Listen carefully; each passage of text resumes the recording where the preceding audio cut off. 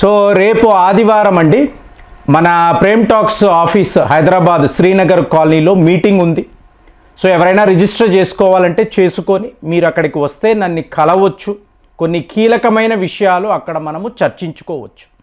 ఇప్పుడు చూడండి, ఇది ఎంత గమ్మత్తుగా ఉందంటే, మనము ఏ వీడియో గురించి అంటే ఏ టాపిక్ ఇది చాలా చాలా ఇంపార్టెంట్ అని చెప్పి మాట్లాడుతున్నామో సరిగ్గా వితిన్ డేస్ దానికి సంబంధించిన వార్తలు వస్తున్నాయి.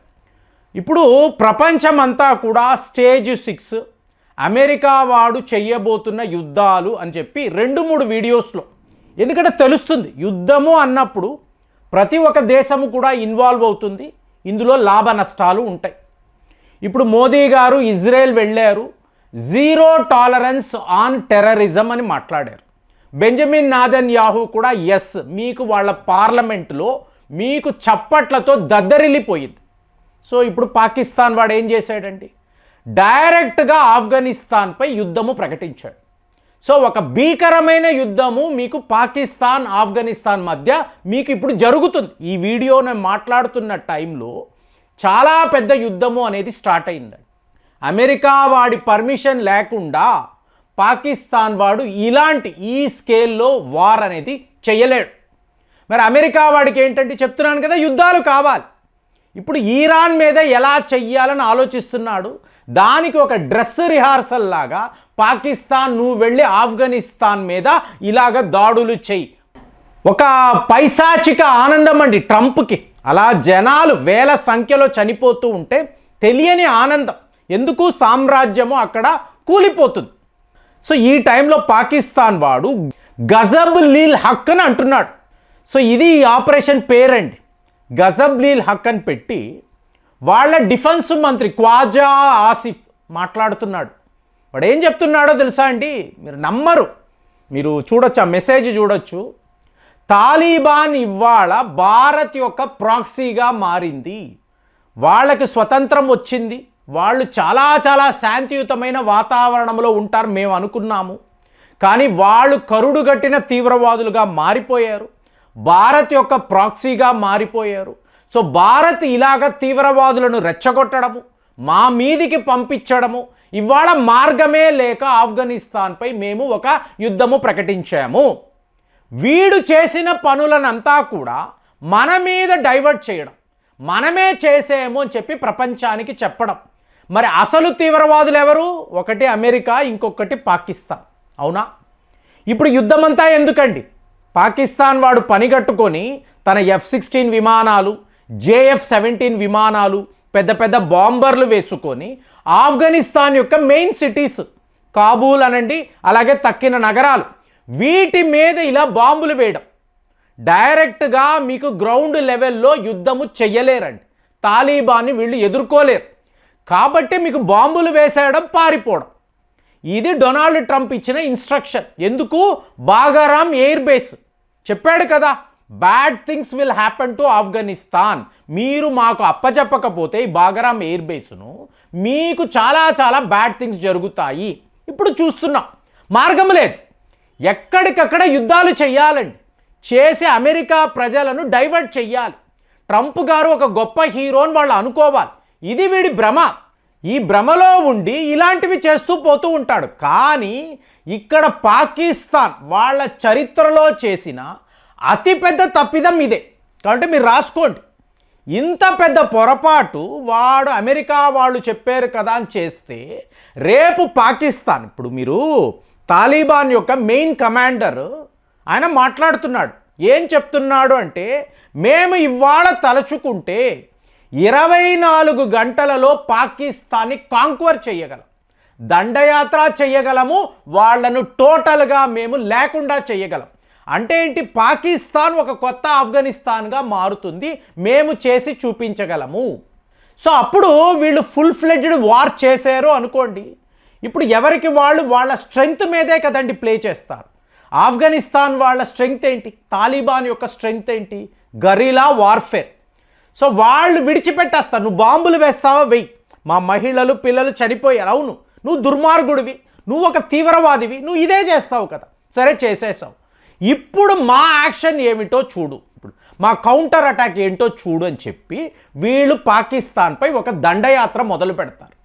దీనిని వాడు తట్టుకోవడము అనేది ఇంపాసిబుల్ అండి. ఇప్పుడు ఖ్వాజా ఆసిఫ్ ఏం చెప్తున్నాడు, వచ్చిన వాళ్ళు వేరే వేరే దూర ప్రాంతాల నుంచి వచ్చారు. ఎవరి గురించి మాట్లాడుతున్నాడు? యుఎస్ఎస్ఆర్ వచ్చారు, 10 ఏళ్ళు ఉన్నారు, మీకు ఆఫ్ఘనిస్తాన్లో ఏమీ చెయ్యలేక తిరిగి వెళ్ళిపోయారు. మీకు నాటో అమెరికా 20 ఏళ్ళు ఉన్నారు, వాళ్ళు కూడా ఓడిపోయి వెళ్ళిపోయారు. మేము అలా కాదు, మేము పొరుగు వాళ్ళము, మీ ఇన్ అండ్ అవుట్స్ మాకు తెలుసు, వాళ్ళలా మమ్మల్ని భావించకు, మేము మిమ్మల్ని ఓడించగలము. ఇది పాకిస్తాన్ యొక్క డిఫెన్స్ మంత్రి ఆఫ్ఘనిస్తాన్ని ఛాలెంజ్ చేస్తున్నాడు. సరే నువ్వు చేసావురా, మీరిద్దరు గొడవలు పడ్డారు, కానీ ఇదంతా భారత్ కోసమే తాలిబాన్ చేస్తుంది.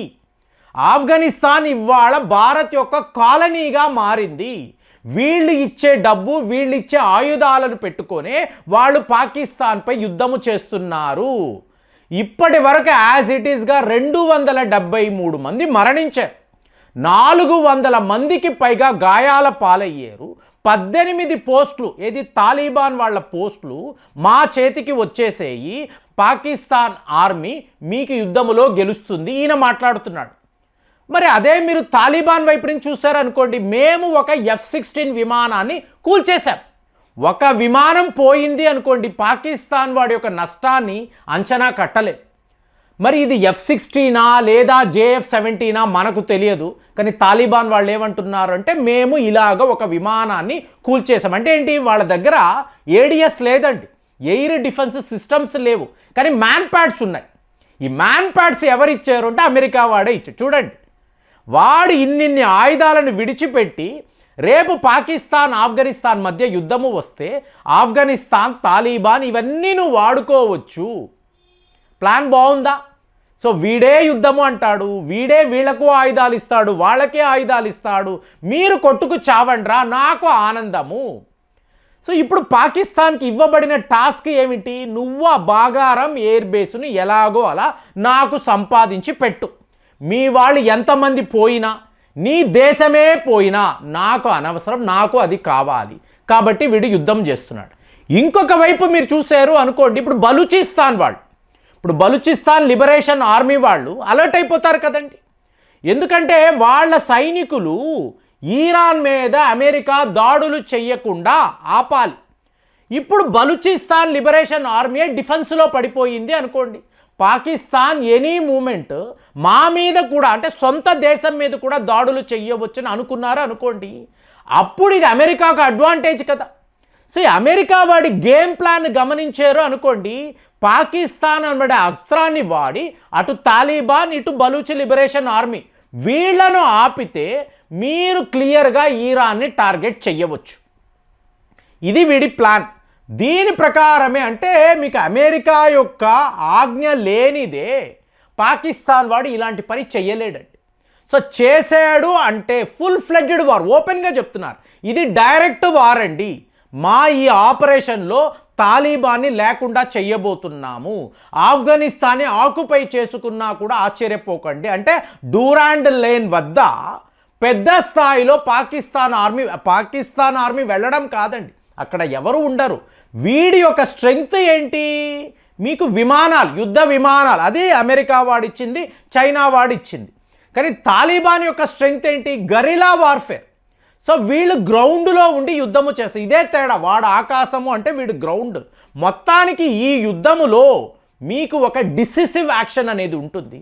మీకు ఐదర్ పాకిస్తాన్ చరిత్ర మారిపోవచ్చు, లేదా ఆఫ్ఘనిస్తాన్ గత 5 ఏళ్ల నుంచి యుద్ధమే లేకుండా ఉన్నారు, ఇవాళ ఒక మ్యాసివ్ వార్ఫేర్లో వాళ్ళు ఇన్వాల్వ్ అవ్వచ్చు. ఎవరు గెలిచినా మీకు ఇది అమెరికా కోసమే జరుగుతుంది, అమెరికా వాడి కుట్ర నిజము అవ్వాలని వాడు ప్లాన్ చేసుకుంటున్నాడు. మరి ఇవాళ పాకిస్తాన్ ఇంత పెద్ద యుద్ధములో గెలుపు సాధిస్తారా, ఓటమిని చవి చూస్తారా? మొత్తానికి పాకిస్తాన్ చరిత్రే మారిపోతుందని చెప్పి అందరూ చెప్తున్నారు. మరి మీకు కూడా అలాగే అనిపిస్తుందా? కామెంట్స్లో రాయండి. మళ్ళీ వచ్చే వీడియోలో కలుద్దాం. జై హింద్.